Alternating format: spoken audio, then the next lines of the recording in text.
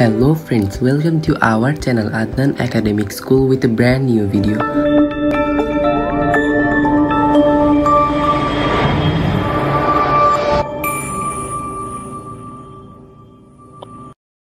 সুপ্রিয় শিক্ষার্থীরা, তোমরা জানো বর্তমানে আদনান একাডেমিক স্কুল ক্লাস 6 থেকে ক্লাস 9 পর্যন্ত সকল অ্যাসাইনমেন্টের টিউটোরিয়াল, সকল অ্যাসাইনমেন্টের কোশ্চেন এবং অ্যান্সারের টিউটোরিয়াল আপলোড করা হয়। এরই ধারাবাহিকতায় আজকে আমরা সপ্তম শ্রেণীর চতুর্থ সপ্তাহের বাংলাদেশ ও বিশ্ব পরিচয় অ্যাসাইনমেন্টের সলিউশন নিয়ে এসেছি। সুপ্রিয় শিক্ষার্থীরা, ভিডিওটি শুরু করার আগে তোমাদেরকে কিছু কথা বলে নিতে চাচ্ছি। যারা আমাদের চ্যানেলটিকে এখনও সাবস্ক্রাইব করোনি, আমাদের চ্যানেলটিকে অবশ্যই সাবস্ক্রাইব করবে এবং পাশে থাকা বেল আইকনে ক্লিক করবে, যাতে এই চ্যানেল থেকে যখনই কোনো ভিডিও আপলোড হয় তোমাদের কাছে সবার আগে চলে যায়। তোমরা যারা অলরেডি সাবস্ক্রাইব করে দিয়েছো তাদেরকে অসংখ্য ধন্যবাদ এবং শুভকামনা এবং দোয়া রইল আদনান একাডেমিক স্কুলের পক্ষ থেকে। আচ্ছা সুপ্রিয় শিক্ষার্থীরা, আশা করি স্ক্রিনে দেখতে পাচ্ছ। আমি ভিডিওটি শুরু করি। অ্যাসাইনমেন্টের অর্থাৎ তোমরা বাম সাইডে দেখতে পাচ্ছ অধ্যায়ের বিষয়বস্তু শিরোনাম, অর্থাৎ সপ্তম শ্রেণীর বাংলাদেশ ও বিশ্ব পরিচয় বইয়ের পঞ্চম অধ্যায় এবং ষষ্ঠ অধ্যায়, এই দুটি অধ্যায় থেকে এই অ্যাসাইনমেন্টটি করা হয়েছে। আশা করি স্ক্রিনে দেখতে পাচ্ছ বাংলাদেশ ও বাংলাদেশের নাগরিক এবং বাংলাদেশের নির্বাচন ব্যবস্থা। নিচের প্রশ্নগুলোর উত্তর দাও। আচ্ছা, ডান সাইডে আশা করি তোমরা মূল্যায়ন নির্দেশক অর্থাৎ অ্যাসাইনমেন্ট ক্রাইটেরিয়া দেখতে পাচ্ছ। একে দেওয়া ছিল বিষয়বস্তুগত জ্ঞানের যথার্থতা, নির্ভুল তথ্য ও যুক্তিসম্মত ব্যাখ্যা প্রদান, ব্যক্তিগত অভিজ্ঞতা সমন্বয়ে প্রশ্নের চাহিদা অনুযায়ী উত্তর প্রদান। সুপ্রিয় শিক্ষার্থী, এবং অ্যাসাইনমেন্ট নির্ধারিত কাজ কি দেওয়া ছিল, কোয়েশ্চেন দেওয়া আছে। নিচের প্রশ্নগুলোর উত্তর দাও। একজন সুনাগরিক হিসেবে নিজেকে গড়ে তোলার ক্ষেত্রে তোমার যা করণীয় আছে তার একটি কর্ম পরিকল্পনা তৈরি করো। অর্থাৎ একজন সুনাগরিক হিসেবে তোমার কি কি কাজ আছে, একজন সুনাগরিক হিসেবে তোমার দেশের প্রতি কিছু কর্তব্য আছে, সেগুলো এখানে তুলে ধরতে পারছে। সুপ্রিয় শিক্ষার্থীরা, আমরা আশা করি দেখতে পাচ্ছ এক সুনাগরিকের গুণাবলী। একজন সুনাগরিক হিসেবে নিজেকে গড়ে তোলার ক্ষেত্রে আমার যা করণীয় আছে তার একটি কর্ম পরিকল্পনা নিচে তুলে ধরা হলো। সুপ্রিয় শিক্ষার্থীরা, এটা তোমরা আশা করি স্ক্রিনে একটি লাল লোগো দেখতে পাচ্ছ। এটি হচ্ছে আমাদের চ্যানেলের লোগো। কেউ যাতে এই পিকচারগুলো স্ক্রিনশট মেরে অন্য চ্যানেলে কপিরাইট না করতে পারে, তার সাথে আমরা আমাদের চ্যানেলের লোগো দিয়ে রেখেছি। আচ্ছা সুপ্রিয় শিক্ষার্থীরা, আমরা দেখি কি আছে অ্যান্সারে। আমি তোমাদের প্রত্যেকটি কোশ্চেনের অ্যান্সারই কিন্তু তোমাদের বোর্ড বই অর্থাৎ টেক্সট বই থেকে নেওয়া। টেক্সট বই হচ্ছে তোমাদের প্রধান বই। এখান থেকে তোমরা যদি যে যত ভালোভাবে টেক্সট বই থেকে নিয়ে কোশ্চেনগুলোর অ্যান্সার টেক্সট বই থেকে নিয়ে সেখান থেকে তোমাদের অ্যাসাইনমেন্ট ফিল আপ করবে, তোমাদের নিজের সৃজনশীলতা, নিজের ক্রিয়েটিভিটি এবং মননশীলতা দিয়ে করবে, দেন তোমাদের অ্যাসাইনমেন্টটি জাজমেন্ট খুবই ভালো হবে, অ্যাসাইনমেন্টের ফলাফল খুবই ভালো আসবে। একটি দেশের প্রকৃত উন্নয়নের জন্য প্রয়োজন সুনাগরিক। কেউ সুনাগরিক হয়ে জন্মগ্রহণ করে না, সুনাগরিকতা অর্জন করতে হয়। সুনাগরিকের কতগুলো গুণ বা বৈশিষ্ট্য রয়েছে, এগুলো অর্জনের মাধ্যমে নাগরিকের সুনাগরিকে পরিণত হতে পারে।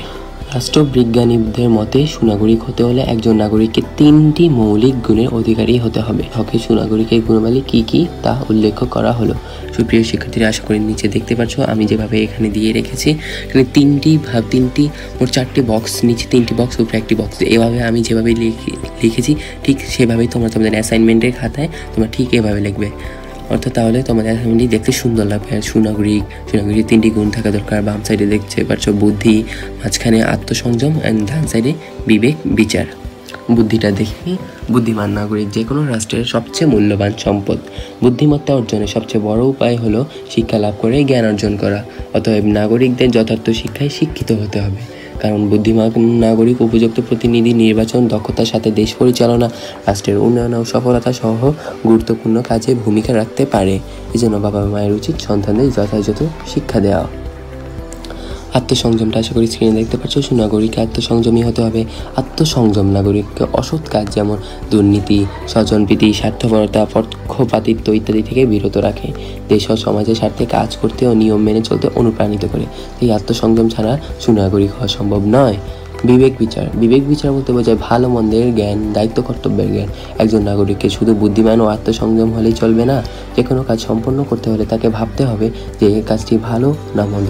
সুপ্রিয় শিক্ষার্থীরা, তোমরা আশা করি স্ক্রিনে দেখতে পাচ্ছ আমি তোমাদের যেহেতু এখন মাল্টিপল চয়েস কোশ্চেন অর্থাৎ MCQ নাই, সঠিক উত্তর নাই, তাও তোমরা এই প্রথম লাইনটি দেখে পাচ্ছ বুদ্ধিমান নাগরিক যে কোনো রাষ্ট্রের সবচেয়ে মূল্যবান সম্পদ। এটি হচ্ছে এই লাইনটি থেকে প্রায় সময় বিভিন্ন মাল্টিপল চয়েস কোশ্চেন এসে থাকে। আসে বুদ্ধিমান নাগরিক যে কোনো রাষ্ট্রের সবচেয়ে মূল্যবান সম্পদ। তারপর তোমরা এখানে আমরা বিবেক বিচারে চলে আসি। মন্দ কাজটি পরিহার করে ভালো কাজটি করতে হবে। এছাড়াও সমাজ বা রাষ্ট্রে কোনো সমস্যা সমাধান করতে হলে নাগরিককে তার বিবেক দিয়ে সঠিক সিদ্ধান্ত নিতে হবে। বিবেক হলো সুনাগরিকের জাগ্রত শক্তি। আরেকটি অন্যতম একটি লাইন, অর্থাৎ এমসিকিউর জন্য অন্যতম একটি লাইন হচ্ছে কোনটি? সুনাগরিকের জাগ্রত শক্তি। এটি অনেক সময় আসে। বিবেক হলো সুনাগরিকের জাগ্রত শক্তি। অতএব নাগরিককে নিজে বিবেকবান হবে, অন্যদেরও বিবেক বুদ্ধি সম্পন্ন হতে উৎসাহিত করবে। উল্লেখিত গুণগুলো ছাড়াও সুনাগরিকের আরও কতগুলো গুণ থাকা প্রয়োজন। যেমন সুনাগরিককে দেশের শাসন ব্যবস্থা সম্পর্কে জানতে হবে, অন্যায়ের প্রতিবাদ করার মতো মনোভাব থাকতে হবে, আইন শৃঙ্খলা মানতে হবে, আত্মবিশ্বাস ও দৃঢ় মনোভাব অধিকারী হতে হবে এবং দেশের স্বার্থকে বড় করে দেখতে হবে। এতক্ষণ আমরা সুনাগরিকের গুণাবলী জানলাম। সুপ্রিয় শিক্ষার্থীরা, সুনাগরিকের দেশের মূল্যবান সম্পদ, এটা তোমরা জানো। উপযুক্ত সার মাটি, আমি একটি সুন্দর লাইন দিয়ে তোমাকে বুঝাতে চাচ্ছি। মেন বই থেকে মূলত এই কোশ্চেনগুলোর অ্যান্সার নেওয়া। উপযুক্ত সার মাটি এবং পরিচর্যা ছাড়া যেমন একটি গাছ ভালোভাবে বাড়তে পারে না, তেমনই নাগরিকের মধ্যে এইসব গুণের অভাব হলে দেশ ভালোভাবে চলতে পারে না। অতএব আমাদের ভবিষ্যৎ নাগরিকদের অবশ্যই এই গুণগুলো অর্জন করতে হবে। 2 নম্বর কোশ্চেনটা আশা করি স্ক্রিনে দেখতে পাচ্ছ। তোমার এলাকায় নির্বাচনের সময় যেসব নির্বাচনী আচরণ বিধি পালন করা হয় তা বর্ণনা করো। 2 নং, নির্বাচন কমিশনের একটি অন্যতম কাজ নির্বাচনী আচরণ বিধি তৈরি করা। সুষ্ঠুভাবে নির্বাচন পরিচালনার স্বার্থে এটি করা হয়, কারণ স্বাভাবিক ও শান্তিপূর্ণ আইন শৃঙ্খলা পরিস্থিতি অবাধ ও সুষ্ঠু নির্বাচনের পূর্ব শর্ত। আমার এলাকায় নির্বাচনের সময় যেসব নির্বাচনী আচরণ বিধি পালন করা হয় তা বর্ণনা করা হলো। 1. মনোনয়নপত্র জমা দেওয়ার সময় সমাবেশ বা মিছিল করা যাবে না। 2. দেয়াল বা অন্য কোথাও কোনো কিছু লেখা বা পোস্টার লাগানো যাবে না। 3. কোনো রাস্তায় বা সড়কে জনসভা করা যাবে না। 4. রশিতে পোস্টার বা প্ল্যাকার্ড ঝোলানো যাবে। 5. প্রচারের জন্য কোনো গেট তৈরি বা আলোকসজ্জা করা যাবে না। 6. মোটরসাইকেল বা কোনো যানবাহনে মিছিল করা যাবে না। এগুলো আশা করি তোমাদের যারা বাংলাদেশে আছে এগুলো প্রায় সময় এসব নিয়মগুলো দেখে থাকো। 7. নির্বাচনী ক্যাম্পে ভোটারদের কোনো উপহার, খাদ্য বা পানীয় পরিবেশন করা যাবে না। সুপ্রিয় শিক্ষার্থীরা, বলতে একেবারে ভিডিও শেষে চলে এসেছি। তোমরা আশা করি এই টিউটোরিয়ালগুলো দেখে তোমাদের অ্যাসাইনমেন্টটি খুবই সুন্দরভাবে, খুবই মননশীল, সৃজনশীলতা দিয়ে তোমরা এগুলো ফিল আপ করতে পারছো। তোমাদের যদি কভার পেজ নিয়ে সমস্যা থাকে কোনো, এই ভিডিওটি নিচে দেখে আসতে পারো, তো ডেসক্রিপশন বক্সে লিঙ্ক দেওয়া থাকবে। তাছাড়া আমাদের চ্যানেল ভিজিট করে দেখে আসতে পারো। সুপ্রিয় শিক্ষার্থীরা, ভিডিও শেষে একটি কথা বলতে চাচ্ছি, তোমরা যদি এই টিউটোরিয়ালগুলো দেখে উপকৃত হও তাহলে আমাদের চ্যানেলটিকে অবশ্যই সাবস্ক্রাইব করবে। তোমাদের জন্য জানি সকল হেল্পফুল টিউটোরিয়াল আরও সামনে নিয়ে আসতে পারি। তোমরা আমাদেরকে সাপোর্ট করবে, তাহলে এইগুলো সম্ভব। তোমরা আমাদেরকে সাপোর্ট করলে আমরা ভবিষ্যতে আরও তোমাদের জন্য নতুন নতুন টিউটোরিয়াল সকল কিছু নিয়ে আসবো ইনশাআল্লাহ। সুপ্রিয় শিক্ষার্থীরা, আজ আর নয়, আল্লাহ হাফেজ, বাই, আসসালামু আলাইকুম।